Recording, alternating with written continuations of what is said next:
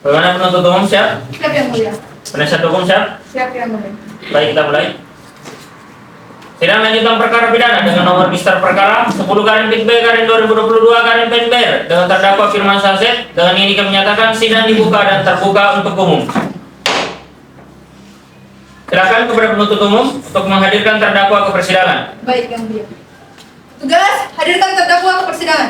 Baik.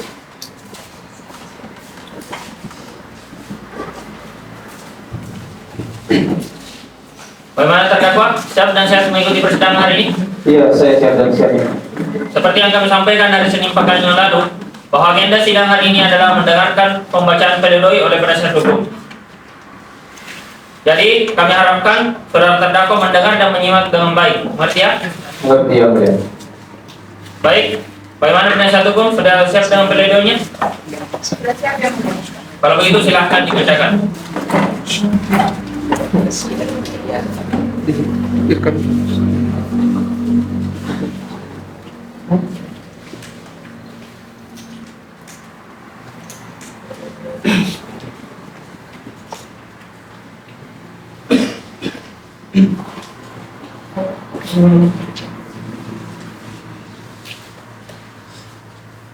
Nota pembelaan nomor register perkara 10 garing pit B garing 2022 garing PNB atas nama terdakwa Firman Syahzed kepada yang terhormat Majelis Hakim Pemeriksa Perkara Akpol yang bertanda tangan di bawah ini.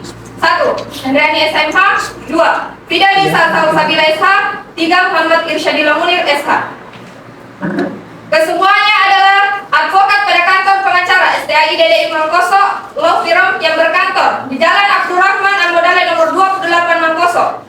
Dalam hal ini, berdasarkan surat kuasa khusus tanggal 24 Desember 2022 bertindak sebagai penasihat hukum untuk dan atas nama terdakwa.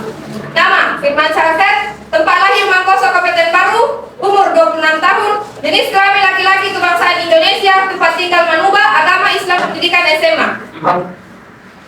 Dalam perkara ini, terdakwa didakwa dengan dakwaan yang berbentuk subsidiar kumulatif dengan uraian sebagai berikut. Ke-1, primer, pasal 340 jauh pasal 65 ayat 1 Kitab Undang-Undang Hukum Pidana. Subsidiar pasal 338 jauh pasal 65 ayat 1 Kitab Undang-Undang Hukum Pidana. Dan kedua, pasal 181 jauh pasal 65 ayat 1 Kitab Undang-Undang Hukum Pidana.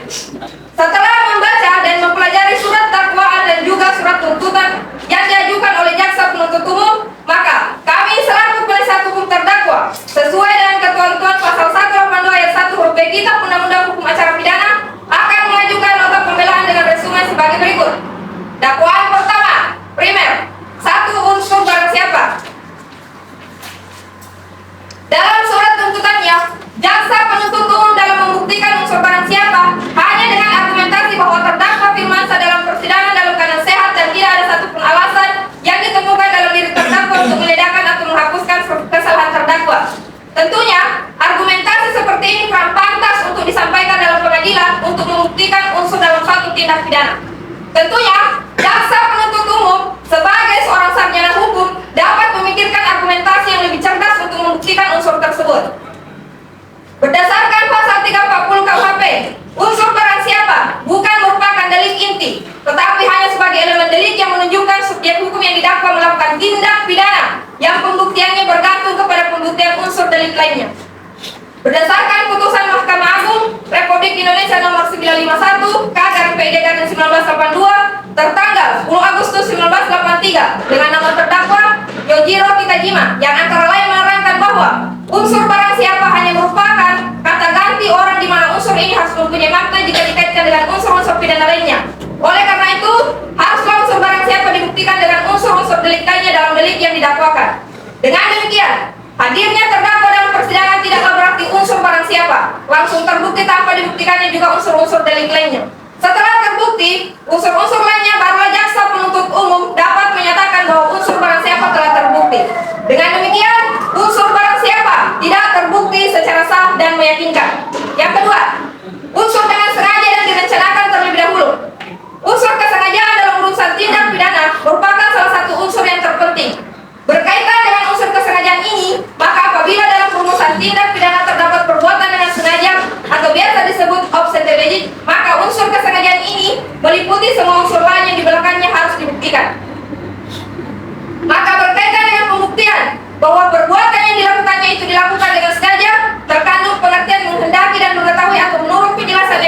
memory fantastic bisa disebut dengan violence innovators. Yang dimaksudkan di sini adalah seseorang yang melakukan suatu perbuatan dengan sengaja itu haruslah memenuhi rumusan Willens, yaitu harus menghendaki apa yang perbuat dan memenuhi unsur Willens, yaitu harus mengetahui akibat dari apa yang ia perbuat. Jika dikaitkan dengan teori kehendak yang dirumuskan oleh von Hippel, maka dapat dikatakan bahwa yang dimaksud sebagai dengan sengaja adalah kehendak membuat suatu perbuatan dan kehendak untuk menimbulkan suatu akibat dari perbuatan itu atau akibat dari perbuatannya tersebut yang menjadi maksud dari dilakukannya perbuatan itu. Maka pembuktian adanya unsur kesengajaan dalam pelaku melakukan tindak melanggar hukum sehingga perbuatannya itu dapat dipertanggungjawabkan kepada si pelaku hanya dikaitkan dengan keadaan serta tindakan si pelaku pada waktu ia melakukan perbuatan melanggar hukum yang dituduhkan kepadanya tersebut. Mengenai unsur direncanakan terlebih dahulu, dalam KUHP sendiri tidak ada penjelasan tentang apa yang dimaksud sebagai direncanakan terlebih dahulu. Namun, penjelasan tentang unsur direncanakan terlebih dahulu dapat dilihat dalam MVT, Memory Fantastic, yang menyatakan bahwa istilah made for the right atau dengan rencana terlebih dahulu menunjuk pada suatu saat untuk menimbang dengan tenang. Istilah tersebut merupakan kebalikan dari pertumbuhan kehendak yang dengan tiba-tiba bahwa tidak ada ketentuan berapa lamanya harus berlaku di antara saat timbulnya maksud untuk melakukan perbuatan itu dengan saat dilaksanakannya. Akan tetapi, nyatalah harus ada suatu antara di mana ia dapat menggunakan pikirannya dengan guna merencanakan segala sesuatunya. Begitulah menurut R. Susilo dalam bukunya Hukum Acara Pidana, Prosedur Penyelesaian Perkara Pidana bagi Penegak Hukum, halaman 203, menyatakan bahwa saat antara timbulnya kehendak dengan pelaksanaannya tidak boleh terlalu sempit, bahwa saat antara timbulnya kehendak dengan pelaksanaan tidak boleh, tetapi juga sebaliknya tidak perlu terlalu lama. Yang terpenting adalah apakah di dalam tempo itu pelaku sudah memiliki kesempatan untuk berubah pikiran dan tidak jadi melanjutkan perbuatannya.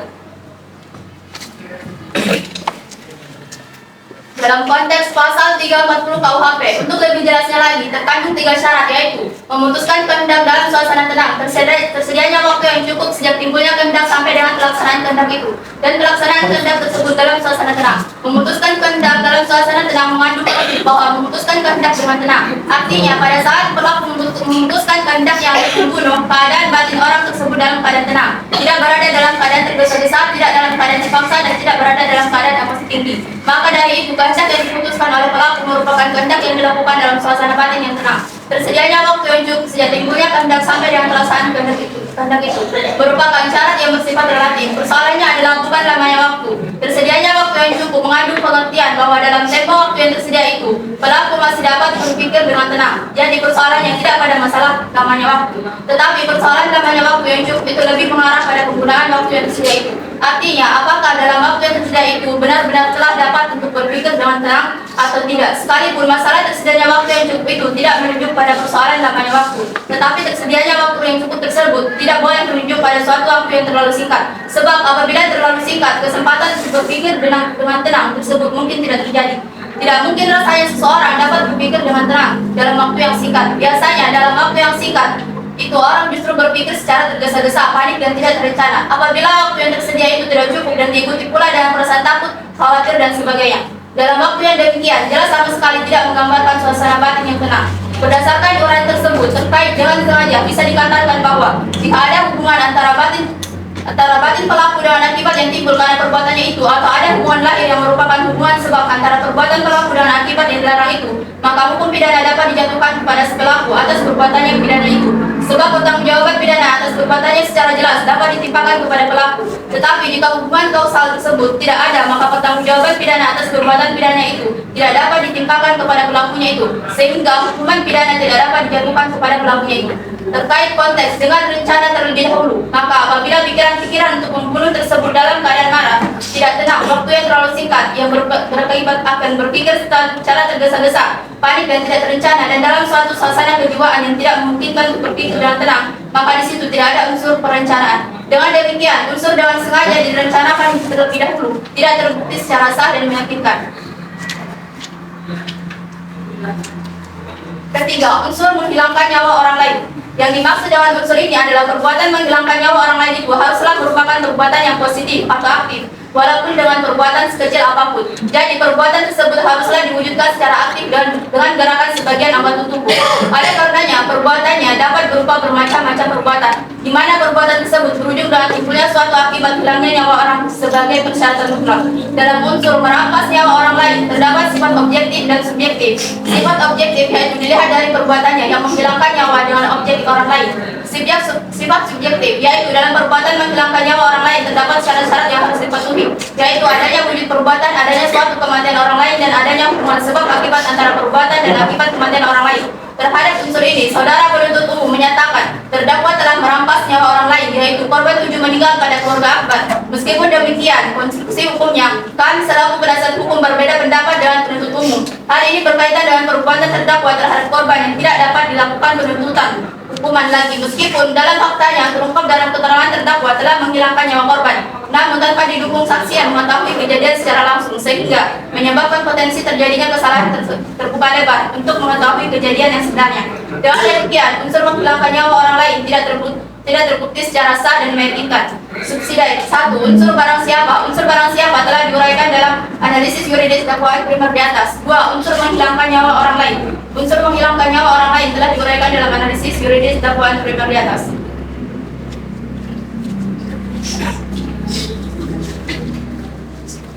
Dakwaan kedua. 1. Unsur setiap orang.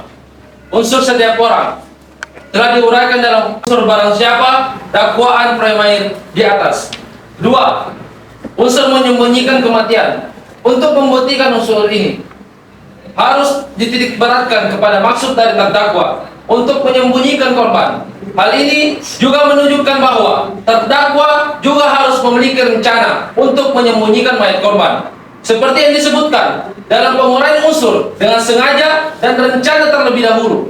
Istilah dengan rencana menunjuk kepada suatu saat untuk menimbang dengan tenang.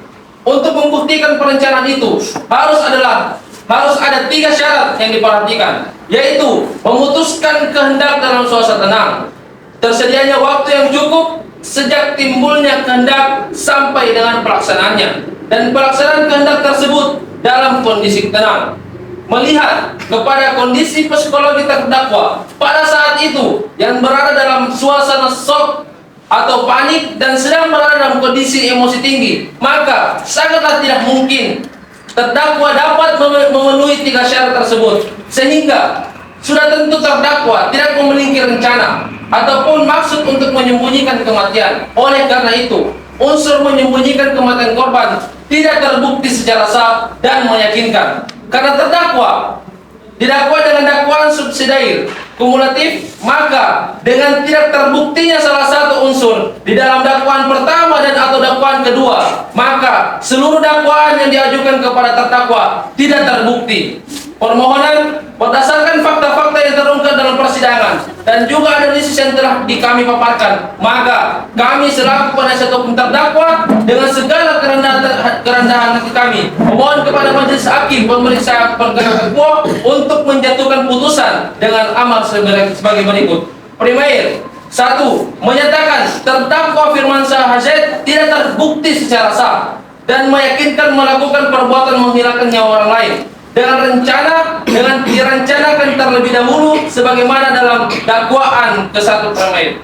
Yang kedua, menyatakan terdakwa Firmansyah HZ terbukti bersalah secara sah dan meyakinkan melakukan perbuatan pencurian dengan kekerasan yang menyebabkan kematian sebagaimana dalam dakwaan kedua. Subsidiary, apabila majelis hakim pemeriksa perkara Eko berpendapat lain, maka kami memohon agar majelis hakim dapat menjatuhkan putusan yang seadil-adilnya ex equator bono.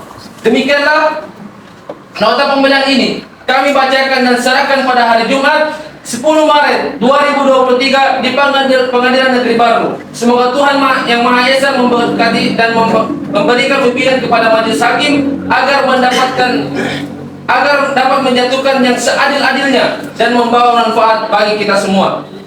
Hormat kami, penasihat hukum terdakwa STIDD Mongkoso, Dauf Birum Hendriani, Sarjana Hukum, Magister Hukum, Fida Nisa Salsabila, Sarjana Hukum, Muhammad Irsyadil Munir, Sarjana Hukum. Baik, dari kami cukup yang mulia. Baik, oleh karena penuntut umum dan penasihat hukum sudah saling menanggapi dan mendengar, maka Tibalah giliran kami, hakim, untuk mempertimbangkan dan menjatuhkan putusan pada perkara ini. Maka dari itu, sidang perlu ditunda untuk permusyawaratan majelis hakim.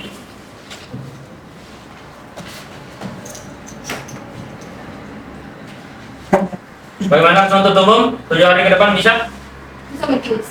Penasihat hukum 7 hari ke depan bisa? Bisa yang mulia. Baik, panitra silakan dicatatkan. Jadi agenda 7 hari ke depan adalah pembacaan putusan oleh majelis hakim. Baik.